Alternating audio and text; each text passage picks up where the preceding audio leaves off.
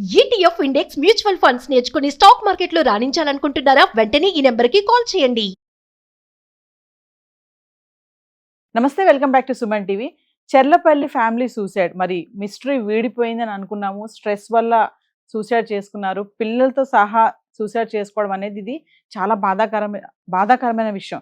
చాలామంది ఏంటంటే పిల్లల్ని ఎందుకు తీసుకెళ్ళింది, పిల్లల్ని ఎందుకు చంపేసింది అన్న కామెంట్స్ కూడా చాలానే వస్తున్నాయి.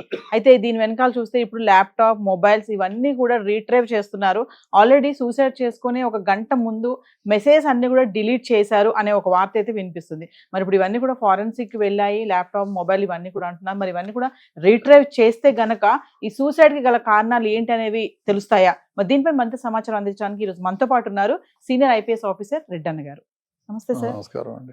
సార్, చెర్లపల్లి మనం ఆల్రెడీ మాట్లాడుకున్నాం సార్. స్ట్రెస్ వల్ల చనిపోయారు వీళ్ళు ముగ్గురు అని చెప్పేసి అని కూడా అంటున్నారు. కాబట్టి ఇప్పుడు ఏంటంటే మళ్ళీ కొత్తగా డిలీట్ చేసేసారు ఈ మెసేజెస్ అని అంటున్నారు. మరి డిలీట్ అయిపోయిన మెసేజ్లు అన్నీ కూడా మళ్ళీ రీట్రైవ్ చేస్తే గనక తెలుస్తుందంటారా? ఎందుకు ఇంత లేట్ అవుతుంది ఈ కేసు విషయంలో? అంటే ఒకటి, బాహ్యంగా ఎక్కడ ఎటువంటి ఆధారాలు దొరకలేదు. ఆమెకు ముఖ్యంగా ఉండేది ఏమంటే ఆమె తనకు వచ్చిన బాధల్ని ఎవరితోనా చెప్పుకుంటే ఈ బాధ వల్ల ఈమె చనిపోయిందని తెలుసుకోగలగడం ఈజీ అవుతుంది.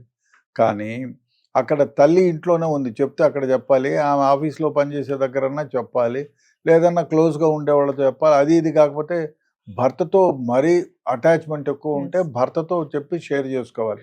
ముఖ్యంగా ఫ్రెండ్స్తో చేసుకుంటారు ఎవరైనా కూడా. అది ఫ్రెండ్స్ కాదు అనుకుంటే తల్లితో చెప్పుకోవాలి, ఎందుకంటే తల్లితోనే ఉంటుంది కాబట్టి. అది కాదు అంటే ఫ్రెండ్స్ కాకపోయినా తల్లిది కాకపోయినా ఇంకొంచెం భర్త ఎక్కడో దూరంగా ఉన్నాడు, ఏం షేర్ చేసుకుంటావులే అనుకుంటే, పిల్లలు కూడా ఉన్నాడు, 17-18 ఇయర్స్ పిల్లలు అంటే షేర్ చేసుకోవచ్చు. తల్లి అడుగుతారు, తల్లికి చెప్తారు, అన్నీ ఉంటుంది కాబట్టి అక్కడన్నా చేసుకోవాలి. ఇదే కాకుండా స్ట్రెస్ మరీ ఎక్కువైపోతే కొలీగ్స్ ఎవరన్నా చిరాకు పడ్డా, ఏం మేడం ఇట్లా అంటే, లేదా నా కర్మ ఇట్లా అని చెప్పి చెప్తారు.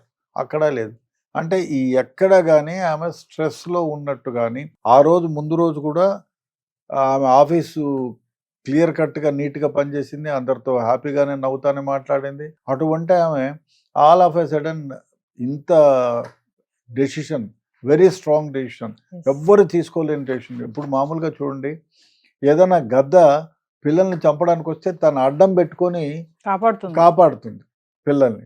అదే కాకుండా పిల్లల్ని తినడానికి వచ్చినా అడ్డం పెట్టి కొట్లాడుతుంది, దగ్గర కూడా రానివ్వదు. అట్లాంటిది తల్లి.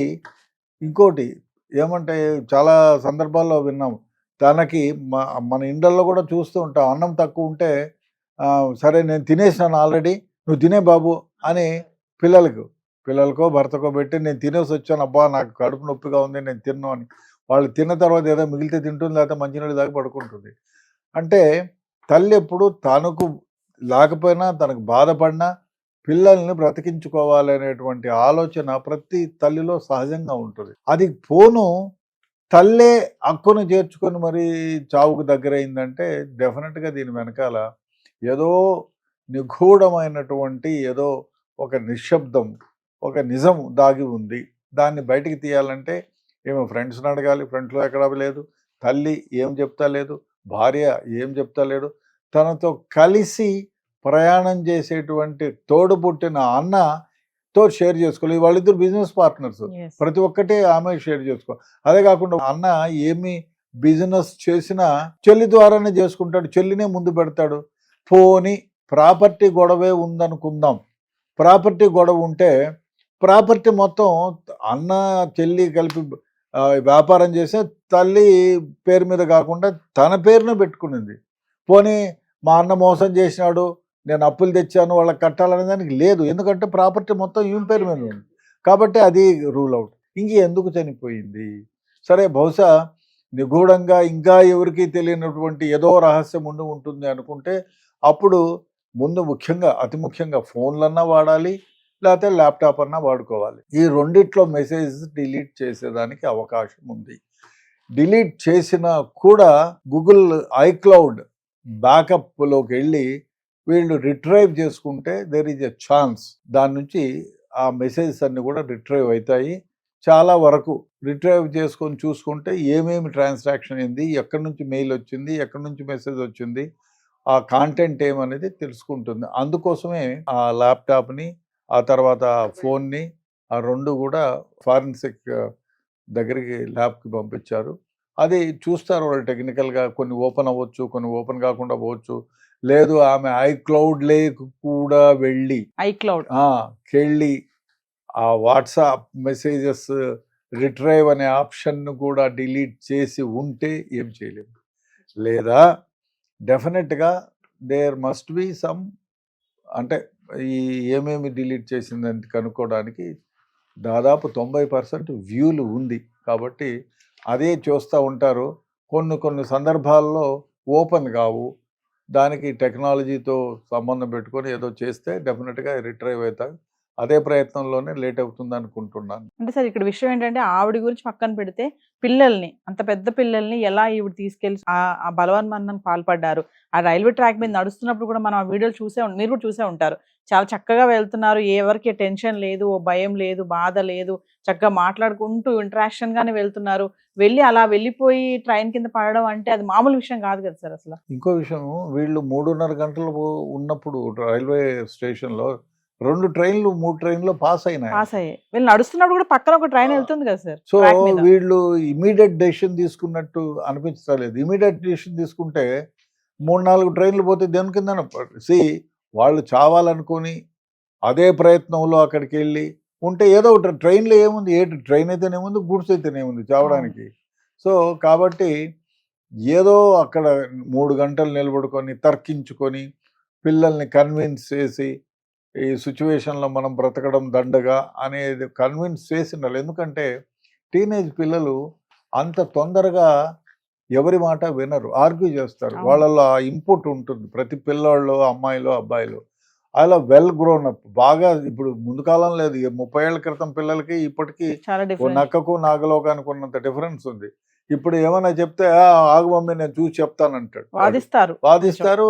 Yes no why. అదే కాకుండా వై అనే క్వశ్చన్ ఉంటుంది. ఎందుకు మనం చావాలా, ఎవడు నిన్ను మోసం చేసింది, ఎవడు నీకు ఇబ్బంది పెట్టింది, ఎవడు నిన్ను బ్లాక్మెయిల్ చేసింది, వాడిని చంపుతాను మమ్మీ అనే మనస్తత్వం ఉంటుంది. ఆ అబ్బాయి మేనమామ కూడా అదే అంటున్నాడు, మా వాడు చాలా తెలివైనాడు, ప్రతిదాన్ని కూలంకషంగా ఎగ్జామిన్ చేస్తాడు, మాట్లాడతాడు, ఎదిరిస్తాడు అని. అట్లాంటి పరిస్థితుల్లో తల్లి 3-4 గంటలు కూర్చొని ఏమి కన్విన్స్ చేసి ఉండాలి. అదే కాకుండా జనరల్గా మనం ఏదైనా టాప్ ఇష్యూ వచ్చిందనుకోండి, మామూలుగా మాట్లాడలేము. ఇప్పుడు వాదిస్తాము, చేతులు ఊపుతాము, యాంగ్రీగా ఉంటుంది, ఫేస్ కవళికలు మారిపోతాయి, ఇవన్నీ ఉంటాయి. కానీ ఆ వీడియోలో చూస్తే క్యాజువల్గా అందరూ ఫుల్గా భోంచేసి హ్యాపీగా నడుచుకొని వాకింగ్ చేస్తున్నట్టుగా, ఏదో ప్రపంచాన్ని మర్చిపోయే దాని గురించి మాట్లాడుకుంటూ ప్రపంచాన్ని మర్చిపోయి నడిచినట్టుగా ఉంది. ఎక్కడ టెన్షన్ లేదు, వాదింపులు లేవు, గట్టిగా మెడ తిప్పడాలు లేవు, ఏమి లేవు, హ్యాపీగా నడుచుకొని పోతున్నారు. అబ్బాయి జోబులో చేపెట్టుకున్నాడు, హాయిగా నడుస్తూ పోతున్నాడు. అంత క్యాజువల్గా ఉన్న వాళ్ళ మధ్య ఏం జరిగి ఉంటుంది అనేది అందరికీ గుచ్చుకునేటువంటి గొప్ప ప్రశ్న. దీనికి చూడాలి మరి ల్యాప్టాప్, ఫోన్లు, దాంట్లో మెసేజెస్ ఏమన్నా రిట్రైవ్ చేసుకొని తర్వాత ఎవరి నుంచి వచ్చింది, ఎవరైనా బ్లాక్మెయిల్ చేశారా, ఇంకోటి ఏమైనా నష్టపోయిందా, వేరే విధంగా ఏమైనా ఇబ్బంది పెట్టే వ్యవహారం ఏమైనా ఉందా అనేది చూసి ఇన్వెస్టిగేషన్లో తేలాల్సిందే. కానీ ఒకవేళ మీరు నేను అనుకున్నట్టే లేదు, ఛానల్స్ అంతా కోడై కూసినట్టుగా డిప్రెషన్ వచ్చింది, డిప్రెషన్లో ఉండే మనిషి ఆ విధంగా ఉండరు. అదేవిధంగా ఇప్పుడు ఇంకోటి, ఎవరి తల్లైనా మీరైనా నేనైనా ఇంకోళ్ళైనా పిల్లలు బ్రతికితే చాలు, మనం ఏమైపోయినా పర్వాలేదు అనుకుంటాం. ఎందుకంటే వాళ్ళు ఇప్పుడు మామూలుగా చిన్నపిల్లలు అనుకో, 5 ఏళ్ళు 3 ఏళ్ళ పిల్లలు అనుకో, అమ్మో ఎవరు చూసుకుంటారు, మా అత్త గాయాలది, మా బావ ఏదో అనుకోవచ్చు. వీళ్ళు 17-18 ఇయర్స్, కొన్ని ప్రాపర్టీ లేదా, ప్రాపర్టీ ఉంది, తండ్రి మంచి పొజిషన్లో. ఇప్పుడు తండ్రి చనిపోయి తల్లి ఇబ్బంది పడే స్థితిలో కూడా పిల్లల్ని కాపాడుకొని తాను చనిపోయిన సందర్భాలు కోకొల్లలు ఉన్నాయి. అటువంటిది ఆస్తి ఉంది, అమ్మమ్మ ఉంది, హస్బెండ్ ఉన్నాడు. సో ఇన్ని ఉంచుకొని మామయ్య బాగా చూసుకుంటాడు. అందులో మామయ్య 2 ఏళ్ళుగా ఉన్నప్పుడే ఈ అబ్బాయిని అమ్మాయిని తెచ్చుకొని పెంచుకున్నాడు. ఇంట్లో ప్రేమగా ఉంటారు, ఎక్కడా గొడవలు లేవు. అటువంటిది ఆమె వాళ్ళిద్దరిని కూడా హక్కును చేర్చుకొని చనిపోవడానికి కారణం ఇదే మిస్టరీ. బహుశా ఆమె డిప్రెషన్లో ఒకటే చనిపోయి ఉంటే డిప్రెషన్ అనుకోవచ్చు. పిల్లల్ని తీసుకెళ్లాల్సిన అవసరం ఏముంది? ఒకవేళ డిప్రెషన్లో ఉంటే ఆమె సూసైడ్ చేసుకోవాలా? ఈ ఏమి చెప్పి కన్విన్స్ చేయగలిగి ఉంటుంది? అదే అర్థం కాని వ్యవహారం. బహుశా ఈ రిట్రైవ్ అయిపోయి మెసేజ్‌లు బయటకొచ్చి ఎవరైనా ఏమైనా అన్నారా ఏమిటి అని తెలిస్తే డెఫినెట్‌గా దీని గురించి కేసులో అటువంటి క్లూస్ వస్తాయి. లేకపోతే అందులో కూడా ఐక్లౌడ్‌లో ఏమీ లేదనుకోండి మెసేజెస్, అప్పుడు మనం ఎవరు ఏం చేయలేము. ఏదో డెసిషన్‌కి వచ్చి చేయాల్సిందే. అంటే ఇన్ కేస్ కనుక ఆవిడ ఐక్లౌడ్‌లోకి వెళ్ళి డిలీట్ చేస్తే గనక ఇది దానికి ఏం చేయలేమంటారు. అవి మెసేజెస్ ఇంకా ఇప్పుడు ఆ ఐడియా ఎప్పుడొచ్చి ఉంటుంది? ఇప్పుడు ఆమెకి చనిపోవాలనే ఐడియా వస్తే అవన్నీ ల్యాప్‌టాప్ తీసుకొని కూర్చొని సీరియస్‌గా ఓ 2, 3 గంటలు చేసుకోవాలి. అది ఎక్కడ కనపడలేదు కదా! రైల్వే స్టేషన్‌లో కూడా ఎక్కడ అంత ల్యాప్‌టాప్ పెట్టుకొని చేసుకున్నట్టు ఎక్కడా లేదు. డెఫినెట్‌గా ల్యాప్‌టాప్ రిట్రైవ్ అయ్యి ఆమె ఫోన్ రిట్రైవ్ అయిపోతే ఎక్కడైనా సమాచారం దొరుకుతుందేమో వేచి చూడాలి. Thank you sir.